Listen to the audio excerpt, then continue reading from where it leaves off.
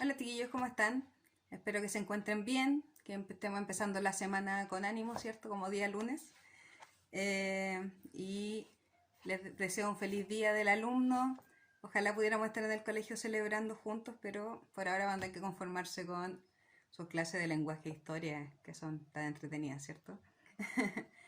Ya, para empezar la clase de hoy vamos a revisar la tarea que le había dejado la semana anterior, que se trataba de leer un fragmento de Antígona de Jan Anouilh, ¿cierto? Que hizo una versión moderna de esta obra clásica, esta tragedia clásica griega. ¿Ya? Entonces, en primer lugar, mencionar que como en la literatura en narración que hemos visto más que nada, pero en el teatro también sucede, que mientras más avanza la historia de la literatura, más se ha ido preocupando los autores de tratar la interioridad ya de los personajes, su estado anímico, sus pensamientos, todo lo que ellos creen y sienten, ¿ya? Entonces podemos ver aquí cómo esta versión moderna de Antígona, si bien es la misma idea, ¿cierto? En la misma historia, empieza a preocuparse un poco más de qué es lo que está pensando y sintiendo Antígona. Aquí la podemos ver que a pesar de que está muy decidida a dar los funerales a su hermano como corresponde, también se preocupa el autor de mostrarnos su estado anímico, el miedo que siente. ¿Ya? Ella igual está asustada porque sabe que enfrentarse al rey implica un destino trágico, ¿cierto? Sin embargo, nos muestran que igual siente temor y pide ayuda a su nodriza, a su nana, ¿cierto? Para que le dé valor con el cariño que siente por ella. Ya, bueno, vamos a ver este fragmento para también ir tratando todas las temáticas que hemos estado estudiando sobre el género dramático y sobre la tragedia en particular. ¿Ya? En cuanto a estructura, podemos ver al tiro que se trata de una obra de teatro, de una obra dramática, ¿cierto? Ya que nos presentan solo diálogos, los diálogos de los personajes. No hay aquí un narrador que nos cuente la historia y se preocupe de decirnos qué es lo que está pensando, sino que a través de los diálogos de Antígona y Ismena, su hermana, y la nodriza, nos vamos enterando de qué es lo que está pasando y de qué están sintiendo los personajes. ¿Ya? Es muy inteligente el uso de los diálogos aquí, es muy importante lograr meter la historia sin hacerla muy obvia. Ya no es que ella esté contando la historia o haciéndolo muy evidente que está contando lo que pasa, sino que a través de los diálogos y lo que están conversando uno puede llegar a entender eso. Ya, entonces la estructura nos muestra eso, diálogos y lenguaje acotacional, que en este caso se usa para dar indicaciones de movimientos o expresiones, por ejemplo, cuando dice Antígona, sigue sonriendo, ya entre paréntesis. Eso es un lenguaje acotacional que nos ayuda a entender qué es lo que están haciendo y cómo se están moviendo los personajes en escena. ¿Ya?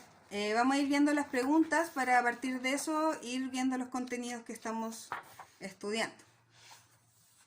Ya, las primeras dos preguntas son de vocabulario, ya que en la PSU, que viene a finales de cuarto medio, ¿cierto?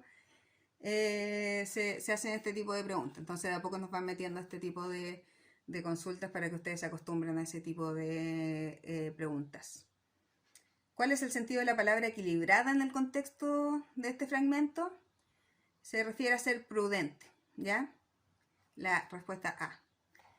¿Y cuál es el sentido de la palabra súbitamente? Es repentinamente, ¿ya? Eso, porque las mujeres callan instantáneamente ante el paso de Antígona. Ya. Bueno, las primeras preguntas son más de buscar información en el texto, así que no las vamos a revisar tanto porque son más evidentes, ¿cierto? ¿Quiénes son Eteocles y Polínice? Lo dicen al principio, eran dos hermanos, hijos de Edipo, ya hermanos de Antígona, que se enfrentaron por el poder y ambos murieron. A uno le dieron funerales, mientras que a Polínice, ¿cierto? Lo tienen como castigado y por eso no le dan sus funerales como corresponde. Ya. ¿En qué consiste la decisión de Creonte con respecto a Eteocles y Polínice? Bueno, que a Eteocles le van a dar los funerales y a Polínice no. Ya. Y aquí, según Antígona, ¿qué papel deben cumplir ella y su hermana Ismena en relación a Polínice? Ya en el diálogo que tiene Antígona con su hermana, le dice que cada persona tiene que cumplir su papel. Y el papel de ellas es ser buenas hermanas y darle sepultura a su hermano que tienen humillado, ¿cierto? Ya. Después las 6. Determina y describe en qué consiste el conflicto que se desencadena en la acción dramática. ¿Ya? Entonces, como habíamos estudiado, toda obra dramática tiene que tener un conflicto, ¿ya? Algo que, un cruce de fuerzas, ¿cierto? Que determina el destino de los personajes. En las tragedias, como les expliqué en la clase anterior, esta lucha siempre termina trágicamente o con un desenlace fatal para el protagonista de la historia, en este caso para Antígona, ¿ya? Bueno, el conflicto claramente es que Creonte negó darle sepultura a Polínice y por lo tanto se está enfrentando esta fuerza que es como de poderes terrenales, el rey, ¿cierto? Frente a las fuerzas que tienen que ver con la ley divina, que es que toda persona muerta tiene que tener sepultura, y también al poder fraterno, de amor fraterno que siente Antígona por su hermano, ¿cierto? Que la empuja a llevarle un final feliz o pacífico a su hermano y poder enterrarlo. Entonces ese es el conflicto principal, cómo se enfrentan estas fuerzas. ¿Ya? Luego la pregunta 7 dice qué posturas tienen Antígona e Ismena en relación con el conflicto que enfrentan. ¿Ya? ¿Qué cree cada una? Aquí podemos ver cómo a partir de los diálogos podemos enterarnos de qué piensan y sienten estos personajes. ¿Ya? Ambas están tristes por lo de su hermano, ambas creen que es lo más correcto darle sepultura, sin embargo Antígona está muy decidida a hacerlo. ¿Ya? Ella cree que tienen que ir contra la ley de Creonte y enterrar a su hermano. ¿Por qué? Porque es su deber, es lo que tienen que hacer. En cambio Ismena piensa que no hay que ir contra la ley de Creonte. ¿Por qué? Porque bueno, cree que no cuentan con los medios suficientes y también porque respeta un poco más esta ley terrenal, ¿ya? Sabe que Creonte es la autoridad y cree que ellas tienen que obedecer. Entonces, como hemos visto anteriormente, Antígona ha sido una de las obras que más se han rehecho, ¿cierto? Y tiene que ver con este conflicto de poder, ¿ya? Saber si debes enfrentarte al poder, pese a saber que puede ir mal para ti, o hay que ser un poco más sumiso y obedecer, ¿ya? Eso depende de su moralidad, ¿ya? La ética interior de cada persona. Saber si vale la pena o no enfrentarse al poder y si es un deber hacerlo o no, ¿ya? La pregunta 8. Analiza y describe los aspectos que hacen de Antígona una heroína trágica. ¿Ya? Sí, Antígona es como la heroína trágica por excelencia. ¿Y por qué? Porque se enfrenta a un inevitable destino. Ella sabe que si hace lo que ella cree que tiene que hacer, que es enterrar a su hermano, va a tener un final trágico. Sabe que todo el pueblo, en el caso de este fragmento, todo el pueblo se le va a ir encima, que el rey se le va a ir encima, y sin embargo cree que vale la pena, ¿ya? Entonces esta decisión de enfrentarse a un destino trágico es lo que lo hace ser una heroína. Además, definitivamente pertenece a la nobleza, ¿cierto? Aquí le dice que es una princesa y como la trata su nodriza, nos deja claro que es de una escala social alta. Por lo tanto, es de estos personajes nobles y elevados que se presentan en la tragedia. Eso no cambia a pesar de los años, de las diferencias con Grecia antigua y esta versión más moderna. 9. Relaciona la información de los diálogos entre Antígona e Ismena. ¿Cómo definiría la relación entre las hermanas? Bueno, esto también tienen que sacarlo por información implícita, ¿cierto? Aquí no nos dicen claramente que las dos hermanas se llevan bien o mal o han tenido problemas, sino que a través de los diálogos también nos muestran recuerdos que tienen ellas y todo. Entonces nos puede mostrar que son personajes cercanos, ¿ya? Si bien Antígona le tenía envidia por su belleza, definitivamente han crecido y se logran llevar bien. Sin embargo, también tienen visiones del mundo muy distintas, ¿ya? Entonces, si bien son cercanas, Antígona es mucho más activa frente a las cosas, mientras que Ismena es más pasiva, más tranquila, más prudente, equilibrada, podríamos decir, como usando las palabras que preguntaron. La pregunta 10 dice, lee el siguiente fragmento de la obra e infiere qué visión de la mujer se pueden reconocer. Escribe tu respuesta y marca en el texto la frase que la fundamente. Ya. Este diálogo entonces es muy decidor respecto a qué visión de la posición de la mujer en la sociedad se tiene en esta obra, ¿ya? ¿Qué visión tiene Ismena y qué visión tiene Antígona? Entonces Ismena, lo voy a leer, dice, se lanza hacia ella. Antígona, te lo suplico, está bien para los hombres creer en las ideas y morir por ellas, pero tú eres una mujer. Antígona con los dientes apretados, enojada, ¿cierto? Una mujer, sí, ya he llorado bastante por ser una mujer.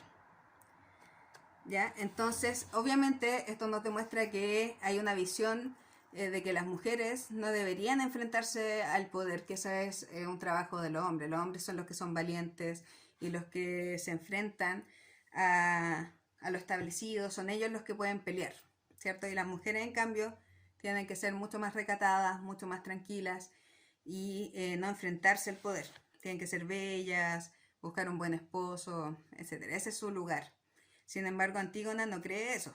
Claramente piensa que las mujeres también pueden hacerlo y que en este caso no tiene sentido solo por ser mujer no enfrentarse. ¿Ya? Entonces, eso. Se ve que esto del marido en el fragmento, sobre todo cuando Ismena le dice, pero si estás comprometida, tienes belleza, entonces, ¿qué más necesitas? ¿Cierto? Y obviamente eso no es suficiente para Antígona. Siguiendo, nos muestran un fragmento de Antígona de Sófocles, ya la original. Y en este fragmento también está hablando Antígona con Ismena, pero Antígona es mucho más fuerte, ¿ya? Mucho más agresiva en su punto de vista. Porque en el fragmento que leímos del escritor francés, ¿cierto? Antígona trata igual con cariño y tranquilidad a su hermana, después la manda a acostarse como ya tranquila, va a estar todo bien. Sin embargo, acá es mucho más fuerte. Voy a leer el final nada más, cuando Ismena le dice, ay, desgraciada, qué miedo siento por ti. Y Antígona dice, no tengas miedo por mí, preocúpate por tu propia vida. Ismena, si al menos pudieras tener éxito, pero sé que te apasionas por un imposible. Y Antígona dice, si continúas hablando así, serás el blanco de mi odio, y te harás odiosa al muerto a cuyo lado dormirás un día. Déjame, pues, afrontar este peligro con mi temeridad, ya que nada me sería más intolerable que no morir con gloria. ¿Ya? Acá se ven como más los ideales griegos, ya que tenía que ver con la gloria, con ser siempre muy valiente, muy fuerte, ¿ya? Entonces no la trata con el cariño que la trata en la versión francesa, donde se ahonda más en las inseguridades y los miedos que tienen los personajes. En la pregunta A dice, compara las versiones y responde, ¿en qué se parecen y en qué se diferencian? Menciona y explica dos aspectos. Bueno, ¿en qué se parecen? En que en ambas versiones Antígona quiere desafiar la autoridad y sepultar a su hermano, y Ismena se opone a esa idea.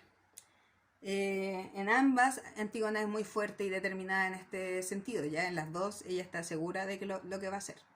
Sin embargo, como les decía, en la versión de Sófocles, ella es mucho más dura al respecto, ¿ya? Y se enfrenta a su hermana con odio, con rabia. En cambio, en la nueva versión, trata de ir un poco más tranquila, en la versión de Anuel. ¿Qué razones esgrime Antígona en cada versión para cumplir con su destino? ¿Ya? Entonces, ¿por qué ella decide hacer esto pese a saber su final trágico? En la de Sófocles lo hace por la ley divina. Por sobre todas las cosas es lo que los dioses exigen, que es darle sepultura a los muertos. También por el cariño a su hermano, obviamente, pero es muy importante la visión de los dioses. Con el tiempo eso no ha sido tan importante o tan determinante en la historia de las personas, ¿ya? Si hiciéramos una versión actual, muy actual de Antígona, no tendría tanto sentido poner esta versión tan religiosa, a pesar de que hay mucha gente que todavía es muy religiosa, no es como una ley divina, ya eso no existe mucho actualmente. Entonces se enfrenta mucho más en la versión de Anouilh, ya al cariño que siente por su hermano y al desafiar la ley y lo que ella cree que es injusto.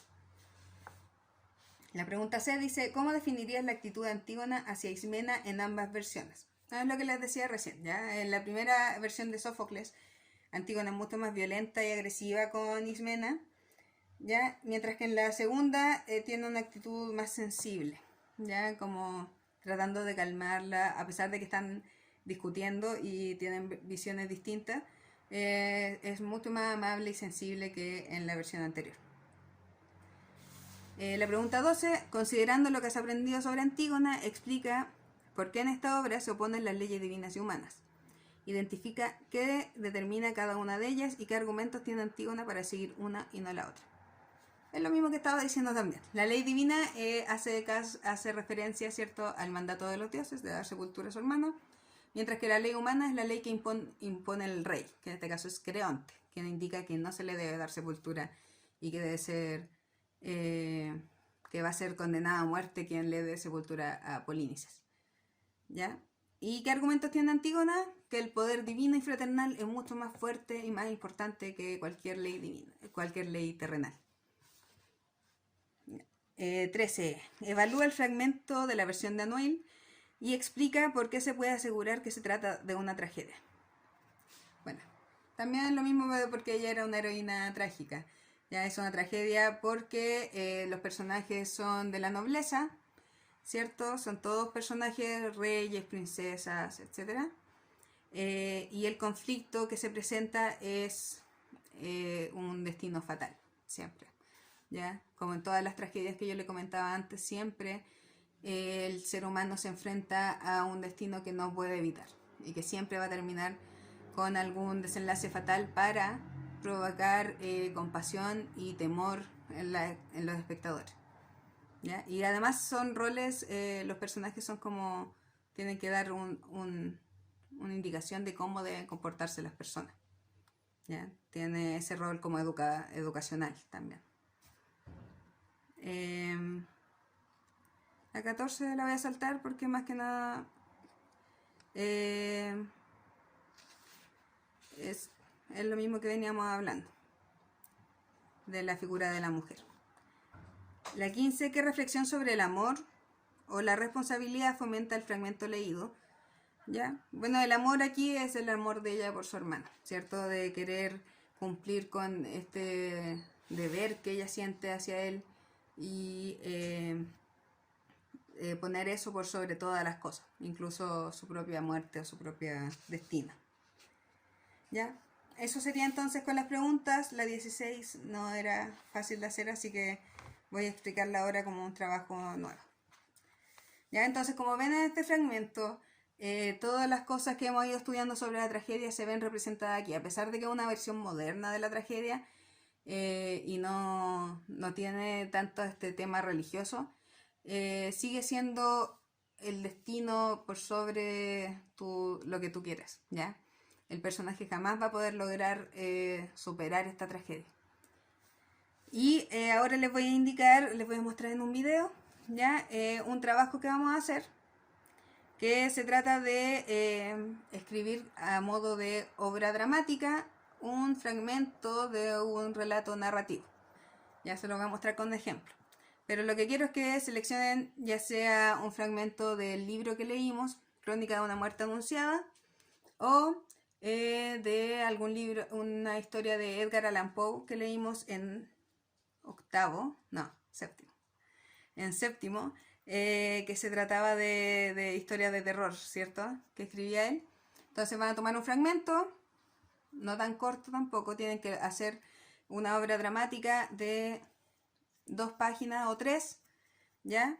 Entonces toman este fragmento narrativo y lo transforman a diálogos. Esa es la idea. Y usar lenguaje acotacional para ver qué logran hacer. Selecciono esas 2 historias porque son trágicas, ¿ya? Sobre todo Crónica de una muerte anunciada podemos ver como una versión moderna de la tragedia, Ya, porque también el personaje no pudo enfrentarse a este destino. Todos sabían que lo iban a matar, todos estaban enterados, todo el pueblo, él mismo. eh, no pudo escapar de ese destino. ¿Ya? Se lo voy a mostrar con un ejemplo entonces ahora enseguida. Eso, chicos, espero que estén muy bien, cuídense. Ya. Bueno, chicos, aquí les voy a mostrar entonces cómo va a ser el trabajo de género dramático. Se los entrego el 11 de mayo y la fecha en la que ustedes me lo tienen que devolver es el 25 de mayo. Les doy 2 semanas porque, como saben, o espero que recuerden, el control de lectura es la próxima semana. ¿Ya? Entonces, como van a estar dedicados también a leer el libro, les doy 2 semanas para esto. De todas maneras, es un trabajo corto, ¿ya? Es simple, o espero que sea simple. Puede complicarse un poquito, bueno, lo vamos a ver ahora. Las instrucciones entonces es que para demostrar la comprensión que ustedes tienen de la estructura básica de un texto dramático, deben adaptar un texto narrativo a un guión teatral, ¿ya? Entonces pasar desde un texto como un cuento a una obra dramática. Un fragmento de un cuento en todo caso, no el cuento entero.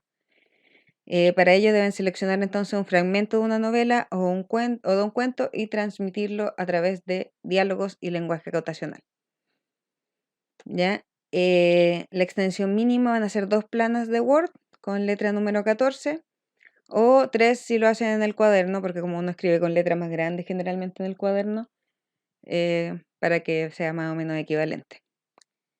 Y les recomiendo que ocupen o un fragmento de Crónica de una muerte anunciada, o puede ser un fragmento de alguno de los cuentos de Edgar Allan Poe, como les había dicho antes, El gato negro o Corazón delator como ejemplos. Puede ser cualquiera. De todas maneras, también pueden elegir ustedes algún otro cuento. Lo que sí es que me tienen que mandar el fragmento del cuento para ver cómo se compara con la obra dramática.